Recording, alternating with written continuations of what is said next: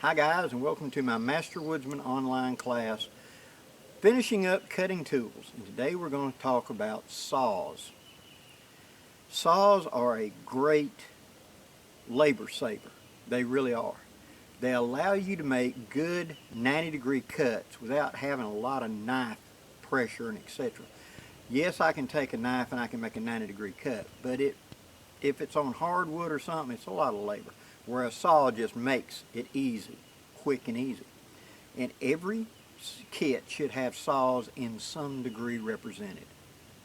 Now, let's start at the very top end of it.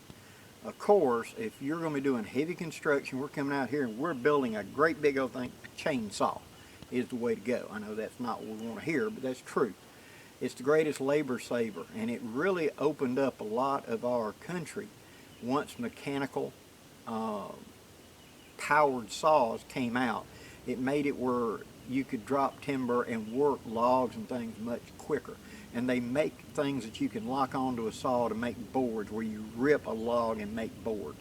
So if you're wanting to end up making your own cabin in the middle of nowhere, a chainsaw with such an adapter would be good.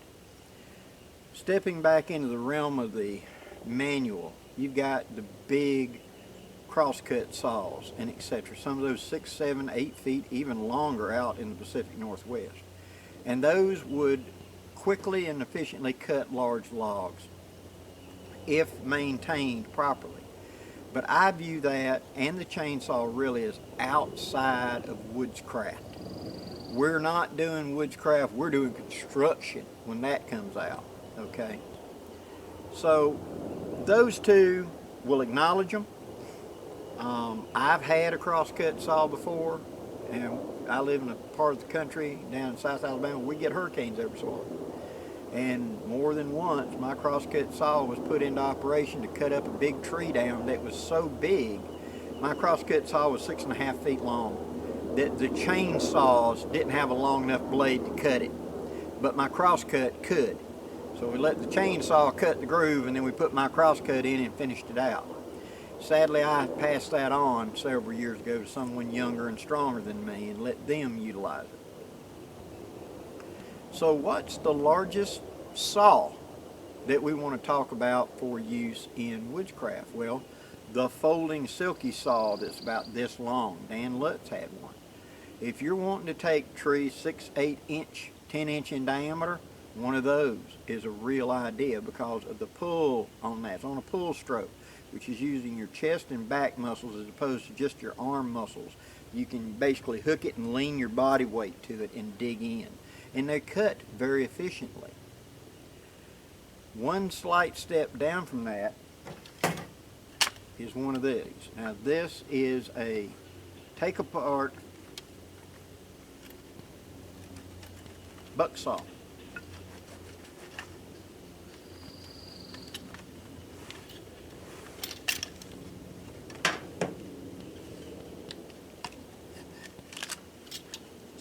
Keep in my bag an extra blade, actually 2 extra blades for just in case. You take and swivel them around, and you put 2 runners in like that. Then across the top goes the cord and the windlass.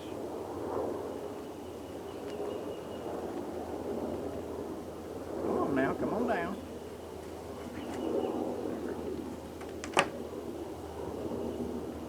Goes the cord and the windlass. Mine is already hooked. You hook the top corners, just like that. Kind of press it down on your leg to hold it a minute. And then you start winding. And this is going to add mechanical tension to it and pull it up really tight.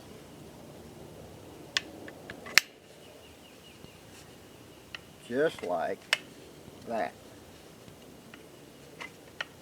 Okay. The folding buck saw. Now, these go all the way back to historic times. All it is 3 pieces of wood with a bolt going through and the blade, and then some sort of strong cordage and a device to actually wind it with. That's it. This allows me to cut that thick right there of a log. Okay? This weighs hardly anything. It would be easy to carry. And with this I can process wood. Now, processing. Especially you guys that are going to be up in the cold country where you're going to need a big fire all night. Not some little bitty kindling fire. You've got to get a big fire. Well, being able to go up to a dead but standing in the snow, say 4, 6, 8 inch diameter tree, cut it down and then buck it up, hence the term buck saw, buck it down into usable sizes that you can carry back to camp and have logs that big, that long or so for utilizing. Mine, usually I just take the length of the saw and that's how big I'd cut. And that would be the size log I would carry back. Also, if you're cutting timbers to make beams and stuff for a cabin or something like that, something like this is ideal. It doesn't weigh much. It's easily transported and you can carry extra blades. That's the weakness. You can break blades. If it's made out of good hardwood, it should last a lot of years. Okay? One step down, slightly, is this Boreal 21 that I recently talked about in one of my videos. It is designed to do the same job but be a little more compact and a little quicker in and out. Like that. Now notice it has up here at the top almost the same cutting radius. From about here to here, it has the same cutting radius as that saw, but it's smaller and lighter and more compact. Okay. This type saw would ride on a haversack strap, it would ride in a rucksack, something like that, or some sort of belt carry would be the way to carry this. Okay. It doesn't weigh much, but a saw saves you so much time. Axes, kukris, parangs, big knives, etc., which I've already talked about and I love. I truly do. If I'm not cutting it in 1 or 2 hits with one of those big knives, a saw is better. Because if I'm doing walk, walk, walk, walk, walk, walk, walk, and it takes 25 or 30 hits to bring something down, this is a better choice. Because every time I pull, out comes wood. I'm making headway a lot quicker, and it's a lot less effort. I can left hand or right hand it. I can put my hand across here and draw and go back and forth very deliberately and straight and make a deep straight cut, as well as free-handed on the side to sideways cut down a tree or something like that. Plus, from stealth, this doesn't make nearly as much noise as an axe, a hatchet, a kukri or something on walk, walk, walk that you can hear a long way. This is a whole lot quieter and doesn't give away my position that well. Or attract unwanted campers into my little area finding out that I got firewood, because they don't. So, this size saw is a really good idea. Now, to the meat and potatoes. Most of you are going to want to get some sort of saw to go in your haversack or right on your belt. Some may even carry it in a rucksack. So whatever you're carrying is your way of doing it. Okay? I started out with a Fiskars that you get in the garden department of one of the big box stores. Fiskars makes a lot of stuff for gardening supply and stuff like that. And it's a pruning saw is what it is. That was the first one I had. The second one I got, which I still have, is a Baco Laplander. Really good saw. Really good steel. Now, you're going to go into the sporting goods department or whatever, and you're going to see this saw hanging there. And it's only going to be $8, and man, it looks good. Here is the facts, guys. The blade of a saw has to be flexible. Okay? This is spring steel. It's got to be able to flex. If it doesn't, it'll bend, and then it's just about useless. Those cheap $6, $7, $8 ones that you're finding in the sporting goods department, are not. It's just a sharpened piece of mild steel, and as soon as you bend it, it's bent forever. It's not worth your money. Go to the gardening department and look for one of those if you're on a real tight budget, because those out there, the pruning saws of $10 or $12, are actually spring steel. But that abomination you're going to find in the sporting goods area, don't waste your time, okay? Once you get to doing this and you enjoy it, then invest in a better saw. A Baco's a really good saw, and the industry's kind of shifted over to these silky saws. Now, what these are is a Japanese pruning saw, is what they are. They cut on the pull stroke, and what that means is instead of it cutting going both ways, it cuts when you hit and pull back to you. This is very good for you because it uses your back and your chest muscles and your arm muscles. Instead of just trying to push it in, which you're not nearly as strong, you're pulling it, which you're a whole lot stronger that way. There are more muscle groups in your body doing it, especially your back. So I can hook and pull with power. So you just let it coast forward, no effort, bite down and pull hard, and you'll cut faster and deeper that way. When you learn the secret on how to use one of these, it's like a laser. You just, and you go right through it. And it's because of it cuts on the pull stroke, cuts coming toward you. These are used extensively in bushcraft for making camp projects and etc. So I recommend everybody get some sort of folding light saw at whatever your budget can afford for utilizing in your bushcraft. Now you can also notice on they have a 2-position lock. That kit puts this up there. That's when you're having to cut something down low or an angle or something. You may want, I like that because I can be straight or I can be angled, whichever is easier on me. And so the Game Boy having that 2-position. They make one a lot smaller than this, and they make them up to that great big one I spoke of. So it's whatever size fits your needs. Okay? Now we come down to the detail saw. And for me, for 10 plus years, it's been on my Swiss Army knife. I carry a Fieldmaster, and the Fieldmaster has on it a really good saw. This saw gets used more than any of them, because for just a quick notch, I just want to take that off flush and even. That broken, jagged piece, I just want to get off there because I don't want it to hang into something. Being able to snap and it come right off. Okay. Plus, the back edge of this thing is a 90-degree spine, so putting it down there, I can shave wood, like I showed in a recent video. I can use it to shave wood, and I can also hook a fire rod on it and make sparks off of it, which is a big asset in the field. So some sort of small saw. Now, what are you going to use the small saw? This is the detail work. When you're starting to do the primitive traps, you want to do those 90-degree cuts to make pieces marry up. Woodworking type things where I'm making pot hooks and stuff like that, where I want the pieces to fit together close and tightly. This precision saw that I can work very closely with is one that I want. Yes, I could use the gun bow and etc., but it's a little awkward because of its size. Having this small one works the best. Now I know someone's going to ask, Blackie, I've seen one that's a chainsaw blade and 2 big old loop handles on it. How about that? I have not recommended those because, yes, they work, but what it is, you put it around the tree and then you use your back muscles. Again, remember, like that Silky does with pulling, but you're using both your back muscles. The problem is when it binds up. And cutting logs and things like that, you automatically have to cut from the bottom, which would be good because if it's under, it'll open up, the V would open up as it did and make more room for the saw, right?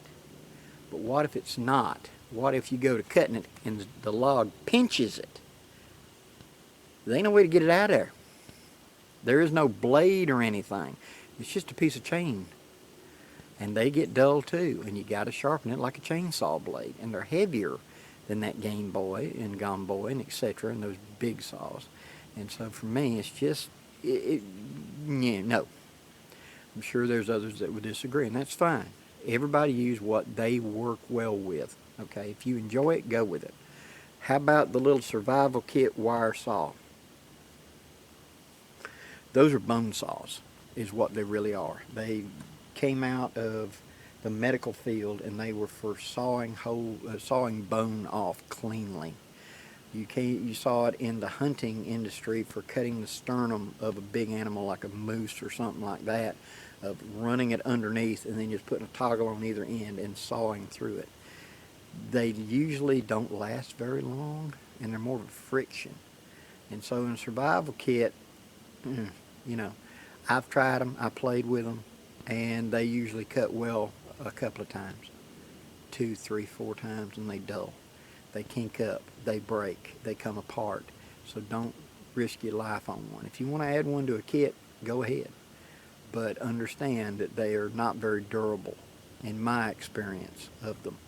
And I have seen, I've had actual medical surgical saws. That thing was $40 for that surgical piece of wire that's got little teeth on it, so it would gnaw through bone.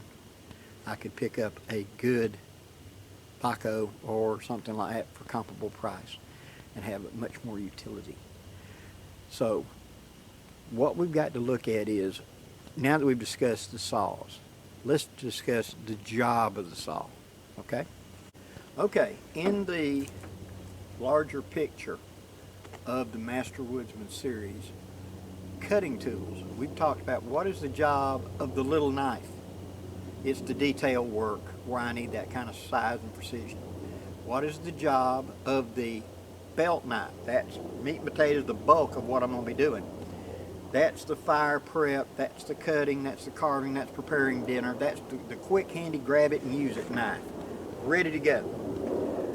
The big knife does the job of a light chopper and does the big jobs that's not quite big enough for the axe, but is a little bit too big for the small belt knife. Then we talked about the big chopping knives, like the kukris, the parangs and stuff like that, the short machetes.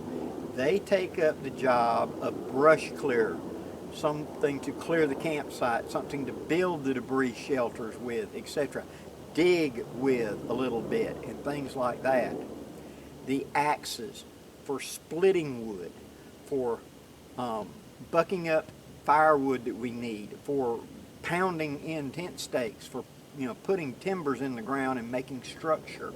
That's where the axes come in. The saw's job is to make dimensional lumber, sawing it flat. It's also to make 90-degree cuts so that I can make square butt joints of things I'm assembling and putting together. It's to be a time saver whenever I'm harvesting a lot of small standing. It's 1 or 2 inch. I'm going to cut 20 or 25 of these saplings out here that are 1 to 2 inch in diameter and 8 or 9 feet tall. And I'm going to lean them up and I'm going to make a debris shelter right quick. Well, being able to hook that saw and just pull 1, 2, 3, 4, 5, poop, you're through it. 1, 2, 3, 4, 5, poop, you're through it. It's a very fast and efficient way to cut. Less calories expended by me, good results. Scaling up the saw all the way up to where I'm making dimensional lumber with a chainsaw or something in the field, or taking the big buck saw and cutting logs to whatever desire. If I'm wanting to make a workbench with a log where I want to flat top it, taking the saw and sawing down the length of that log to make a flat surface is far easier than taking an axe and chopping and chopping and chopping, and thus making a wavy as all get out surface. The saw would make a flatter surface easily. The small pocket saw, like the small pocket knife, is for the detail. When I'm trying to make that figure 4 trap or those primitive trap things, that's where I want clean, precise 90 degrees that lock into each other to release cleanly and not be some wavy edge that I can't never get let go correctly. That's where this little saws come in. That is the basis of the cutting tools of the MasterWoodsman. Again, as my philosophy has always been, we mix and match as is needed for our planned activities. So my everyday is I carry this knife that has the small detail blade and it has the small saw on it. also carry a small fire starter on me at all times. So with the back of that saw blade, I can shave a pile of shavings to get the ferro rod to ignite. With the saw blade, I can cut 1-2 inch saplings to snap off of trees. If it's a little too big for me to snap it by hand, I can put the saw up there and do a little and weaken it so it will snap off easily to build a fire in a crisis situation where I don't have anything else. My belt knife rides on my belt and does the job of 90% of the blade work. The Silky rides on or in the haversack to handle all the saw jobs. Okay. Now we've moved up. I carry my kukri to do the job of a light axe, so I'm not going to carry a big chopper. That's going to be my firewood processor and etc. is my kukri, or some short machete, or even a hatchet, or even a tomahawk, depending on the conditions and what I'm expecting to do. Okay? The bigger saws, they come along whenever we're doing projects out here in the field and I need to be able to create bigger stuff than the other things do. These are faster and more efficient for the bigger job. Same thing with bringing the axe. If I'm going to need to split a lot of wood, the axe is going to be coming. You know, if I need to fell trees or to clear big stuff, that's where the axe comes in. Each of these cutting tools serves a purpose. And we plug in from our battery of resources of what knife, what blade, what saw, what haversack, what rucksack for the activities we plan, and being adaptable to whenever old Murphy rides along with us and puts us in a situation where we have to do something we hadn't planned on. That's when we have to use what we've got to adapt. We're woodsmen. We take what we got to make what we need. That's the job of a woodsman. Hope you've enjoyed this video, guys. Please hit that like and share button before you go. And thank you very much for supporting my channel. Next in the MasterWoodsman series, we're going to knots and cordage. So we're going to do a short, sweet series on cordage you need to carry, configurations you need to make up ahead of time that make it just easier in the field. And that will be coming in the month of November. Hope to see you then. Till next time, guys, I'm Blackie wishing you safe journeys. Have a great day, guys.